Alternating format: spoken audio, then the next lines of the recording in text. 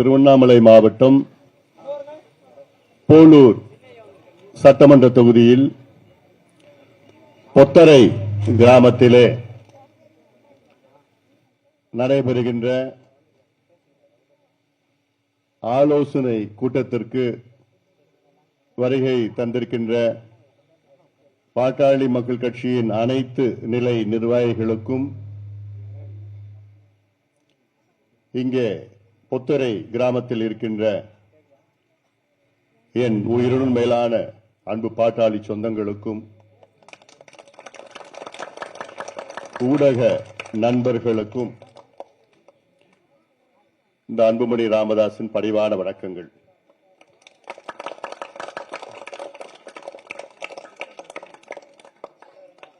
உங்களை இன்று சந்திப்பதில் எனக்கு மிகவும் மகிழ்ச்சி. சந்திப்பின் நோக்கம் இங்க உங்ககிட்ட நான் பேச வரல, நீங்க என்கிட்ட பேச போறீங்க. அதிலும் குறிப்பா இளைஞர்கள் என்கிட்ட பேச போறீங்க. இது தேர்தல் சம்பந்தமான கூட்டம் கிடையாது. இந்த பொத்தரை கிராமத்தில் இருக்கின்ற பிரச்சனைகள் ஏதாவது இருந்ததுன்னா, இந்த பகுதியில் இருக்கிற பிரச்சனைகள் இருந்ததுன்னா, அரசியல் பிரச்சனைகள் ஏதாவது இருந்தா, இல்ல நம்ம கட்சிக்குள்ள ஏதாவது பிரச்சனை இருந்ததுன்னா, இல்ல வேற என்ன புதுமையான கருத்துக்கள் ஏதாவது இருந்ததுன்னா யார் வேணா சொல்லலாம், தைரியமா சொல்லுங்க. குறிப்பாக இளைஞர்கள் மனசுல என்ன இருக்கு, இன்னைக்கு இருக்கிற அரசியல் மாற்றம் வந்திருக்கு. தமிழ்நாட்டுக்கு ஒரு புது முதலமைச்சர் வந்திருக்கிறாரு. 60 ஆண்டு காலத்துக்கு பிறகு ஒரு மாற்றம் வந்திருக்கு. இந்த மாற்றம் இளைஞர்களால் வந்திருக்கு.